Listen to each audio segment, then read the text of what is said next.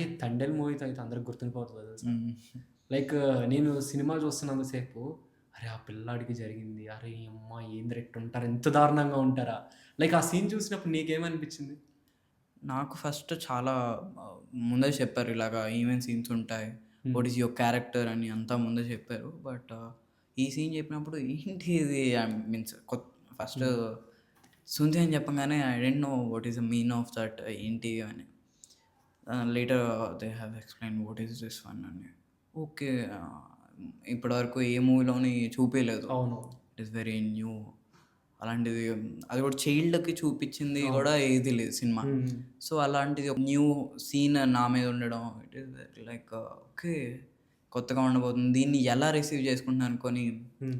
I have ఒక చిన్న అనిపిచ్చింది. దీన్ని రిసీవ్ చేసుకుంటారా? ఎలాగా అనుకోని చెప్పి. అండ్ అనుకున్నట్టుగానే ఆడియన్స్ గూడా రిసీవ్ చేసుకున్నారు. సూపర్. అండ్ ఎవరన్నా నీకు తర్వాత ఈ మూవీ చూసిన తర్వాత ఎవరన్నా వచ్చి మీ ఫ్రెండ్స్ అంటే జస్ట్ ఫ్రెండ్స్ హ్మ్. అనేవాళ్ళు కిండల్ చేస్తూ ఉంటారు హ్మ్. సరదాగా. అలా కిండల్ ఎవరైనా చేసారా? లేదా లేదు. ఫ్యామిలీలో గాని సరదాగా ఒక మీన్స్ కిండల్ ఫ్యామిలీలో ఎవరు చేయలేరు. ఓకే.